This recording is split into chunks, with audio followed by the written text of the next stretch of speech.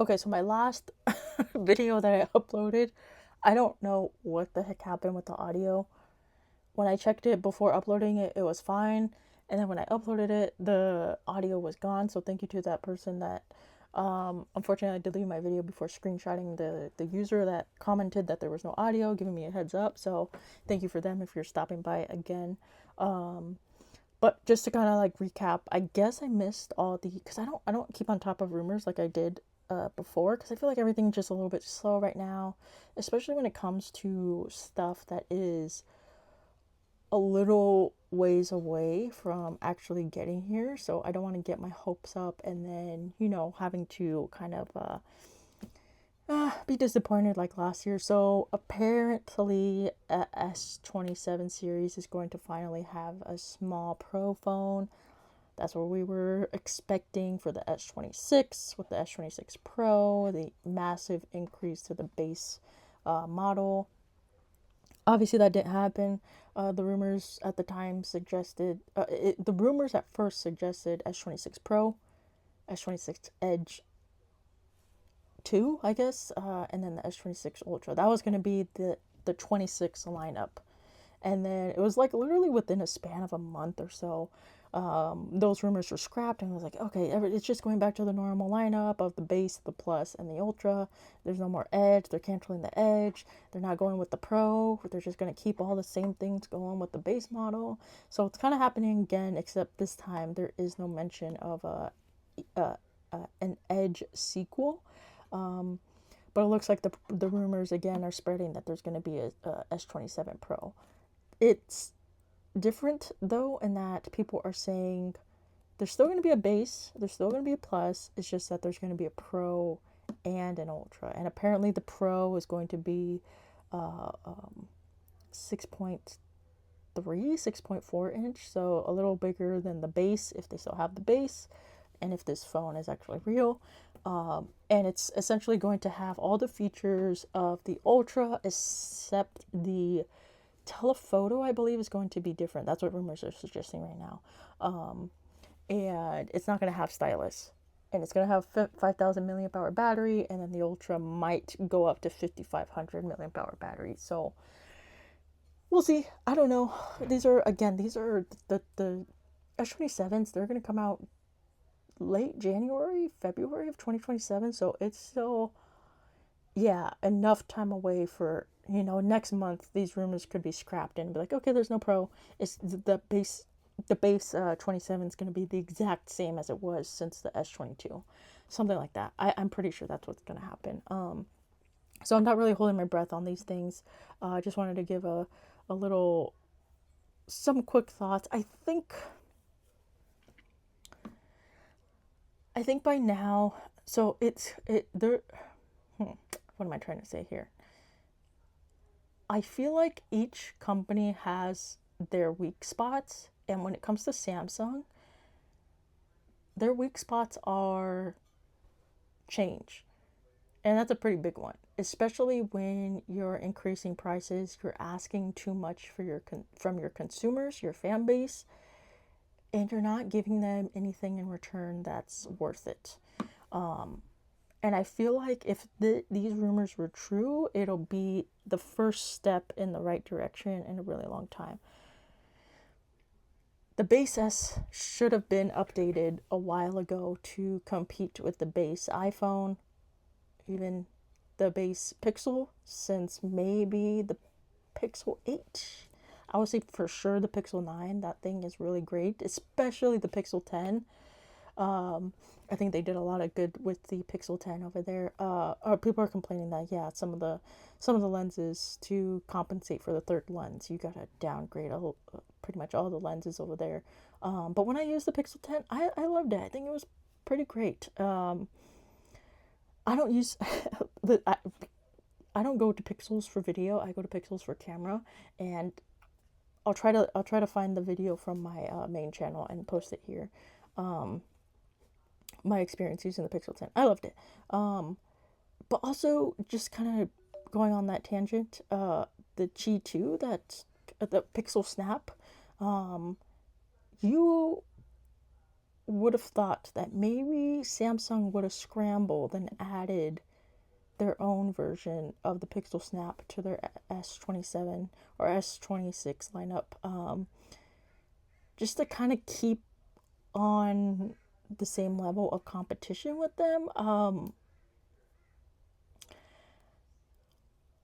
I hope this year, because I feel like it's such an old technology, especially since the iPhones have had it since the 11s, the 12s, quite a years ago.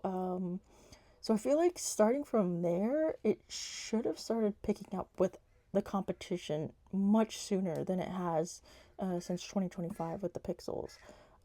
2026? 2025. Yeah. So that's one thing. But the other thing is, I don't like how Samsung keeps raising the price without giving us anything, because I was interested in trying out the S26. If it were going to have any improvements, but once my mom finally it's been so long. Once my mom finally switches her S24, which has a cracked screen, over to the S25 Edge that I gave her I pass it along to her because I don't really use the S25 or the Edge anymore. I could probably get enough good pictures and enough good video from that cracked S24, um, on that's on par with what the S26 had to offer, or has to offer. And I think it's a bit disappointing that Samsung isn't taking these incremental steps that other companies are doing. I would prefer companies take larger steps instead of these little baby steps.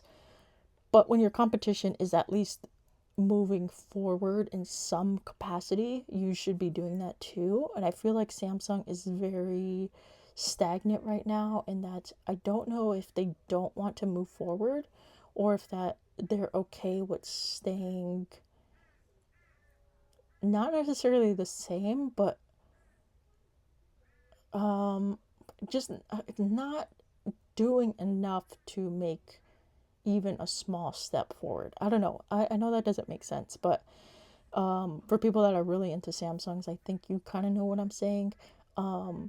Because they could be doing a lot more, especially with the Ultra series. I think people have been saying for quite a while, the battery needs a little bit of an increase just to kind of make the Ultra worth it.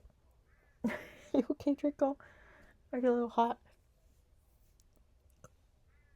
My dog just plopped down on my bed, and took a big breath. Like he's over today, like he had a big day. I don't know. Dogs are so weird. They feel like it's like they have these they do these big sighs, like they had the most stressful day at the office, and then I don't know.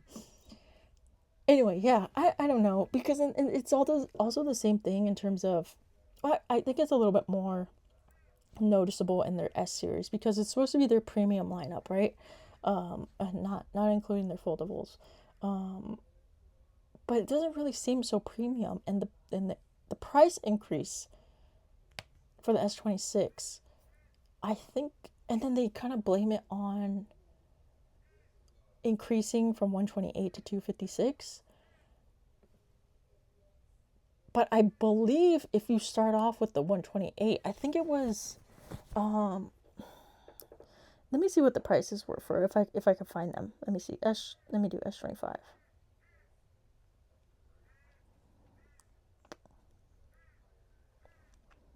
Let me see. Because I believe the difference between 128 and 256 is like $75 or something. S25, $7.99. Okay, so it is $100. I could have sworn it was $75 or something. So this is the S25 prices. Was $7.99 to start off, 128, and then $8.99 for 256. They kind of took the 128 away and gave us the 256, but which makes no sense, because, and then they also, here's the thing. For the S26, they not only took away the option of us choosing, they forced us to choose the 256, and then they took away the free upgrade. So, oh shoot, it's $9.99. I could have sworn I thought it was $8.99. Wait a minute. I don't believe this. I've been tricking myself this entire time. This is the 26, right? Yeah. What? What? Oh, okay, okay. Okay, I'm tripping. Okay. So it is $8.99. Okay, so it's the exact same thing as it was. Hey, oh, are you licking your arm? Okay, don't lick your leg. Um, better not sneak a look. So they took away the option, they took away the free upgrade. So you're kind of stuck paying more for something you don't really want, or in most cases, especially if you're getting the base phone, which I think is a. God, Trickle, can you stop looking? He's not supposed to lick his back legs because he has some sort of little skin issue going on, and I don't want to put his cone on because it's way too hot for that. Okay, so anyway, yeah, a lot of people would get the base phone. I don't think they even need 256 gigabytes. Everything's stored in the cloud anyway.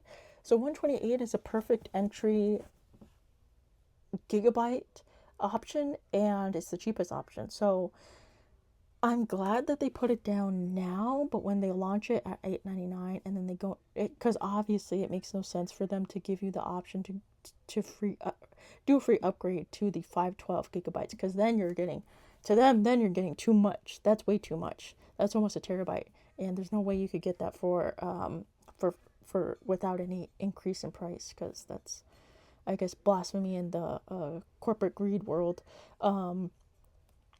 So yeah, I think it's a bit of a bummer that we're being forced to buy things that at high prices when they're not, the price isn't justified for what we get. Especially for the plus.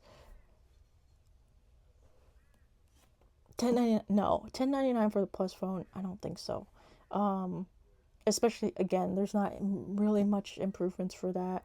I I don't know. It's just a bit of a bummer what Samsung has become, because I really do want to like them. I said in the video that I uploaded and then deleted. If the S27 Pro were a real thing, I think I would probably get that day one. I would pay out of pocket for that. I just don't think it'll happen. I think it's too good to be true. I think the S27 is going to get minor upgrades.